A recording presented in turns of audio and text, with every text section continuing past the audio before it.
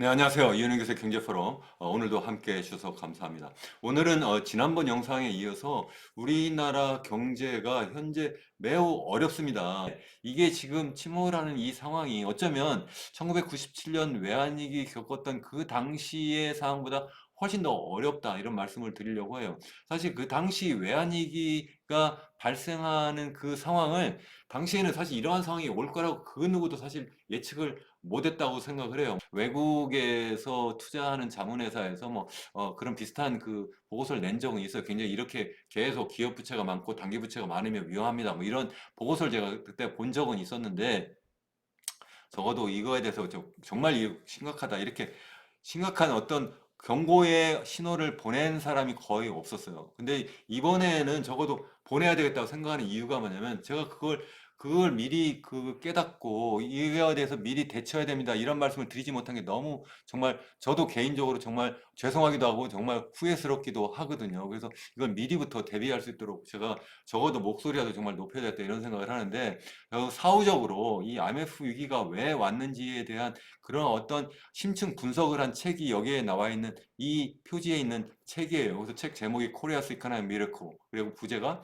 Fading or Reviving 이렇게 되어 있는데 이게 지난번 말씀드린 것처럼 제 책입니다. 이것도 그냥 한국에서 출판한 것이 아니라 전 세계적으로 유명한 출판사예요. 팔그레이브 맥밀런이라고 하는 영국에서 나오는 그 출판사에서 호주에 있는 찰스 하비 교수하고 둘이 공조한 책인데 아마존에 가가지고 제가 이 표지를 카피해가지고 온 건데요. 어쨌든 이 책에 있는 내용을 제가 지금 현재 돌아가고 있는 내용과 이렇게 비교해서 지금 말씀을 좀 드려보려고 합니다. 우선 첫 번째는 뭐냐면 그 당시 1997년도 그 한국은 굉장히 젊은 나라였어요. 그래서 그 당시 65세 이상 인구를 가지고 보통 이제 얼마나 인구 고령화가 진행됐냐 이렇게 이야기를 하는데 당시 우리나라의 65세 이상 인구 비중은요 한 7%에서 8% 정도였어요.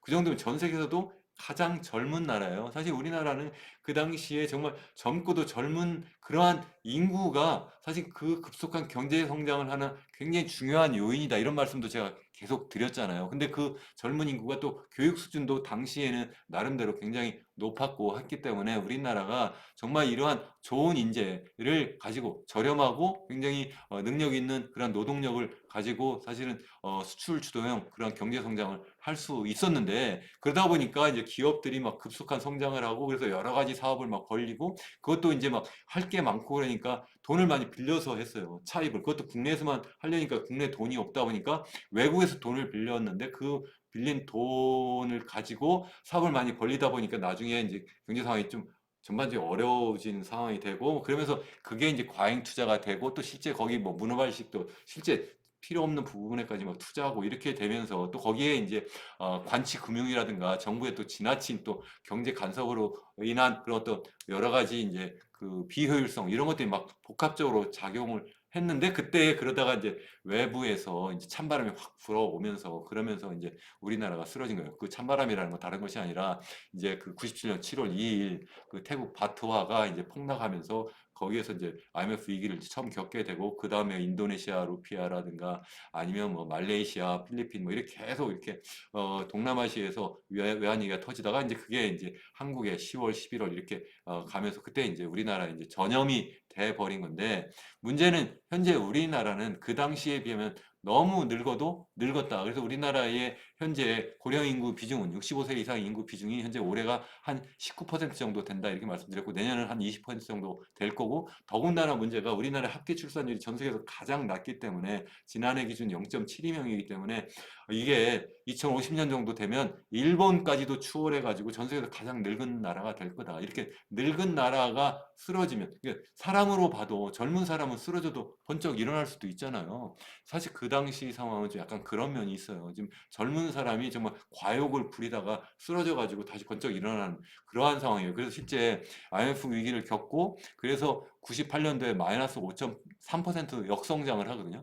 그러다가 99년에 무려 플러스 10.3% 성장을 해요. 이렇게 성장을 하는 그렇게 해서 빨리 회복하는데 우리나라는 현재 그러한 갑작스러운 어떤 외환위기가 설사 없다 손치더라도 지금 성장 잠재력이 계속 하락하고 있고, 그래서 올해 2.0%라고 했는데 2030년 중반이 되면 이게 1% 밑으로 떨어지고 50년 정도 되면 0% 밑으로 떨어질 겁니다. 한국은행에서도 그렇게 예측하고 있고 저도 그렇게 예측하고 있고 많은 그러한 연구기관들이 이렇게 보고 있다. 그래서 굉장히 어려운 상황인데, 이러한 상황에서 외부에서 어떤 큰 충격이 있거나 내부에서도 엄청난 혼란으로 인해서 이게 이제 경제를 완전히 망가뜨려 버리면 정말 회복 불능이 되지 않을까, 이제 그런 것이 한 가지고요. 또 한 가지는 당신이 좀 전에 말씀드린 것처럼 주로 기업 부채의 문제고, 그 기업 부채도 단기 부채였어요. 그래서 이거는 이 당시에 이제 외환 위기를 겪고, 그래서 그게 IMF 위기라고 해서 530억 달러를 이제 차입하는 방식, 그것도 IMF에서만 빌리는 것이 아니라 일부는 이제 IMF에서 빌리고 일부는 거기에 이제 동참하는 미국이라든가 일본이라든가 뭐 독일이라든가 이런 나라들이 이제 십시일반처럼 이제 조금씩 돈을 더 빌려줘 가지고 그거 가지고 이제 기업 부채도 갖고 이제 금융기관도 부실한 것도 이제 털고 뭐 이렇게 해서 일어나는 거예요. 이렇게 일어나는 건데, 그래서 이제 그게 성공적으로 잘 됐어요. 더군다나 이제 97년도 이제 외환이 겪고 98년 9월에서 이제 환율이 막 거의 연초에는 그게 한 820원대 됐다가 연말에 되면 이게 거의 2,000원대까지 이렇게 갔다. 이게 지난번에도 말씀드렸는데, 그게 환율이 막 높아지니까 우리나라의 상품 수출이 엄청 잘 되는 거예요. 수출 상품 가격이 반으로 떨어져 버리니까. 그래서 사실 다른 이유보다는 수출이 그 다음에 엄청나게 잘 되거든요. 환율이 막 폭등을 해버리니까.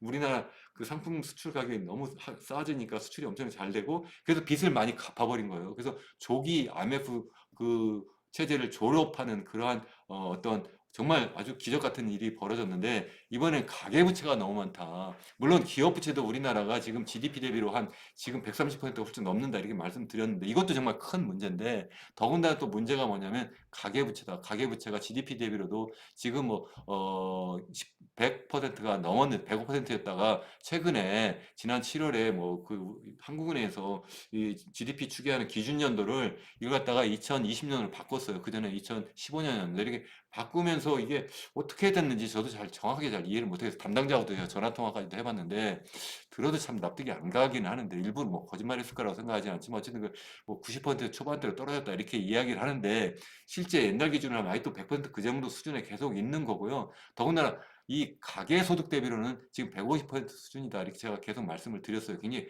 높은 수준이고, 이렇게 되다 보니까 이게 가계부채는 쉽게 이걸 갖다가 갚아주기가 굉장히 힘들어요. 이게 결국 그러면 사람들이 결국 부도내가지고 결국 거리에 나앉아야 되고 집도 결국은 내놔야 되고 뭐 이렇게 되는 상황이 되고, 그게 사실은 미국의 2007년도 서브프라임 모기 사태고, 그래서 2008년도 사실 글로벌 금융위기가 왔는데, 미국 같은 경우는 가차 없어요. 그래서 결국 그런 사람들이, 그러니까 신용 없는 사람이 돈 빌려가지고 집 샀는데 그래가지고 집값이 막 하락하니까 못 갚게 되고 뭐 이렇게 되고, 금리도 금리대로 막 높아지고, 그러니까 그게 이제 결국은 그 사람들이 그 집을 내놓게 되고, 그래서 그때 홈리스, 소위 집 없는 그러한 불황민들이 굉장히 많이 늘어나는 상황이 돼버렸거든요. 그래서 어쨌든 그래도 이제 미국은 그걸 가차없이 이제 털어버리고, 그래서 개인들은 엄청난 이제 고통을 겪게 되는 그런 상황이 되는데, 지금 현재 우리나라 현재 그러한 상황이다. 그래서 이 기업 부채 터는 것보다 이 가계 부채 터는 게 굉장히 더 어렵다 하는 말씀을 제가 드리는 거고요. 세 번째는, 이게 당시 제가 지난번 영상에서 말씀드렸습니다만, 우리나라의 그 당시 IMF 위기는 사람으로 말하면 젊은 사람이 과욕을 부려가지고 막 정말 이것저것 막 하려고 막, 그래서 막 스트레스 팍팍 쌓이면서 막 고기 먹고 이리저리 뛰고 막 그러면서 다니다가 갑자기 푹 한번 쓰러진 거예요. 너무나 막 달리다가 막 혈압이 팍 터진 거예요. 그래가지고 이 쓰러졌는데, 젊으니까 또 이게 물론 죽는 경우도 있긴 한데, 정말 기적같이 그 뇌졸중이면 이게 그 속에 보면 혈압이 터지는 것도 있고, 그러니까 혈관이 터지는 것도 혈관이 막히는 것도 있는데, 막히면 이게 사실은 이게 반신불수해서 이게 사실 회복되기 어려운데, 이게 터져버리면 차라리 이게 수술해가지고 잘 닦아내면 또 다시 회복되기도 하잖아요. 제가 뭐 의학 이쪽 뭐 전문가는 아니지만, 사실 제가 이거 어느 정도 그때 잘 아는 게, 그 당시에 저희 아버지께서 사실은 이 중풍으로 뇌졸중으로 쓰러지셔가지고 사실은 굉장히 고생을 하시고 계셨고 이미 돌아가셨습니다만,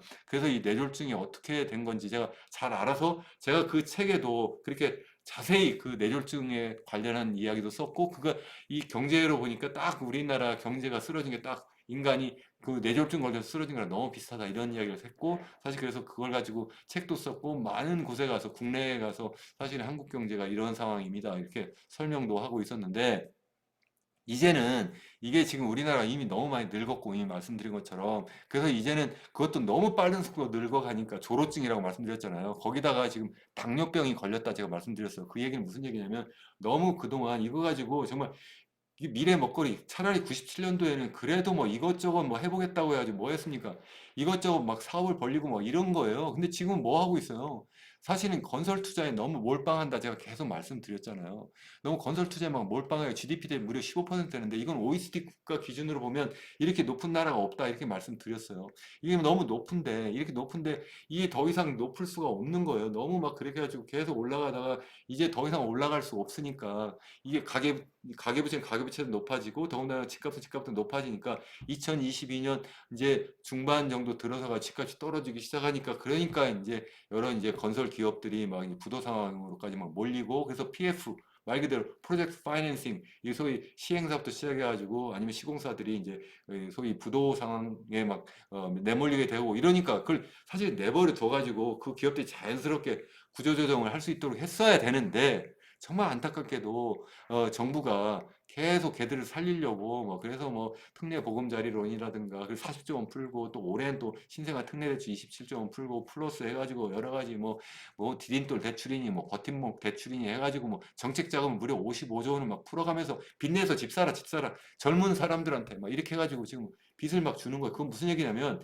이미 지금 너무 많이 그 건설 쪽으로 막 몰려 있어가지고 미래 먹거리 투자도 못하고 있는 상태다가 빚이 많은데 그래가지고 지금 이제 구조조정을 해야 되는데 구조조정 하지 않고 지금 쓰러지려고 막 하고 있는데 잠깐 누워 계세요 해가지고 몰핀 주사를 주는 거예요 계속 빚을 계속 내게 해가지고 이렇게 하니까 결국 더 상황이 나빠지고 있다. 그게 바로 이게 당뇨합병증이에요. 당뇨합병증은요 뇌졸중과 달리 갑자기 쓰러지는 것보다 이게 계속 상황이 나빠지고 있다. 그래가지고 나중에 뭐 이게 뭐 팔다리도 썩고 나중에 뭐 이러다가 뭐 시력도 잃고 나중에는 뭐 그래서 실제 뭐 여러 가지 이제 점점 체력이 나빠지고 이렇게 쓰러질 수 있는데 그게 아니라 지금같이 이게 전국이 국내도 나쁘고 국외적으로도 지금 도널드 트럼프 이제 2기 행정부가 등장하면서 세계가 이제는 그 자유무역이 아니고 세계주의가 아니고 말 그대로 보호무역이고 중상주의를 막 이렇게 갈 때 과연 우리나라가 어떻게 먹고 살까 이렇게 걱정하고 있는 상황인데 국내적으로도 굉장히 지금 어려운 그러한 상황으로 막 내몰려 가니까 이게 정말 1차 그 IMF 위기, 1차 외환위기보다 더 어려운 상황으로 갈 수도 있지 않을까 저는 이제 그렇게 걱정을 하는 거고요. 더군다나 이 당시에 97년 외환위기 때는요. 빌 클린턴 대통령이 사실 뭐 이 대통령이었었고 그 당시만 해도 미국 경제가 굉장히 잘 나가고 있었고요. 그래서 사실 우리나라가 경제 상황이 어려울 때 미국이 주도해서 IMF한테 구제 금융 줘라. 지금 최대 주주가 지금 미국이잖아요. 이렇게 해서 사실은 그러니까 IMF의 최대 주주가 미국이잖아요. 그래서 IMF가 사실 구제 금융을 사실 그렇게 530억 달러나 했고 그래서 미국이 또 추가적인 제가 정확한 금액은 제가 잊어버렸습니다만 또 추가적인 어떤 자금 지원도 하고 뭐 이렇게 해가지고 살렸는데 만약 우리나라가 다시 또 그런 어려운 상황이 될 때 과연 트럼프 대통령이 그러한 비슷한 그런 어떤 구제 금융을 앞장서서 할까? 저는 안 할 것 같거든요. 아, 우리나라가 설마 IMF까지 가겠어? 간다니까요. 갈 수도 있다고요. 영국도 갔어요, 영국도. 예? 또 미국도 쓰러졌었고요. 예, 물론 미국은 뭐 자기가 갖고 있는 그 달러가 그게 사실은 기축통화니까 그래서 그렇게 뭐 그걸 가지도 않고 더군다나 뭐 일본도 그 당시에 G2기 때문에 쓰러졌어도 뭐 IMF까지 가지 않았는데 우리나라는 사실은 G2도 아니고요. 기축통화국도 아니에요. 그런 상태에서 우리나라가 지금 상당히 어려운 상황으로 빠져버리면 과연 우리가 IMF로부터 과연 구제금융을 받을 수 있을까? 아니면 트럼프로부터 받을 수 있을까? 아니면 지금이라도 어쩌면은 사실 수합이라고 해요. 통화 수합. 그래서 뭐 미국하고 아니면 일본하고 통화 수합을 해서 우리나라가 경제 상황이 어려울 때 미국으로부터 연준으로부터 그럼 달러를 빌려오는 그러니까 우리나라 걸 거기다 맡기고 우리나라 원화를 맡기고 이렇게 빌려오는 거 했는데 그게 전부 다 만료돼 가지고 연장이 안 되어 있어요. 사실 그래서 연장을 좀 했어야 되는데 그걸 지금 저쪽에서 안 해주고 있는 거고 그래 가지고 지금 이러한 상황까지 지금 와 있는데 이러한 상황이 정말 걱정이다. 뭐 이런 이야기입니다. 더군다나 제가 좀 전에 말씀드린 것처럼 지금 트럼프 행정부가 들어서면서 이제는 중상주의로 막 가고 있는데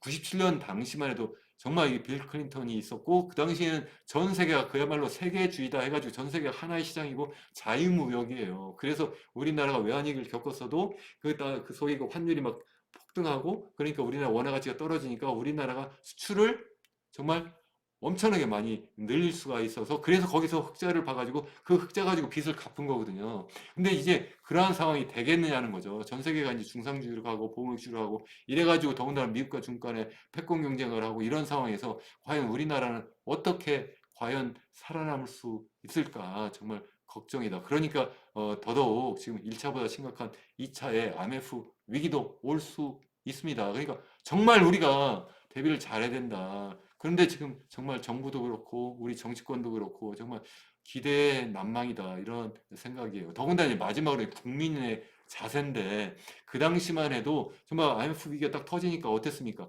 금목 여기 지금 사진도 있습니다만 이 지금 자기가 갖고 있는 뭐 돌 반지부터 해가지고 뭐 목걸이 뭐 이런 거가 전부 다 가서 이거 금목이 캠페인을 했잖아요. 그래가지고 야 우리가 어떻게 이럴 수가 있냐 우리 금 다 모아가지고 빚 갚자. 물론 이거 해가지고 충분히 갚는데 뭐 사실은 세 발의 피였어요. 그렇지만 이러한 어떤 국민적인 어떤 그 합심하는 그런 자세 이게 정말 대단한 거였거든요. 근데 과연 지금 과연 그럴까? 어쩌면 지금도 이렇게 투자를 이제 해외로 많이 하고 있는 상태고 더군다나 이제 상황이 나빠지면 제가 볼 때는 정말 정치인들도 그렇고 정말 정부에서 앞장서서 지금 저이 이 우리나라 경제를 이끌어 간다고 하는 사람들이 과연 이 나라를 위해서 정말 열심히 정말 앞장서서 자기를 희생하면서 정말 할 수 있을까? 도리어 제일 먼저 도망가는 거 아니야? 이렇게 정말 걱정하고 있는 그러한 생각입니다. 정말 죄송합니다. 정말 물론 아니신 분들도 많이 계실 텐데 이렇게까지 말씀드려서 정말 죄송하고 적어도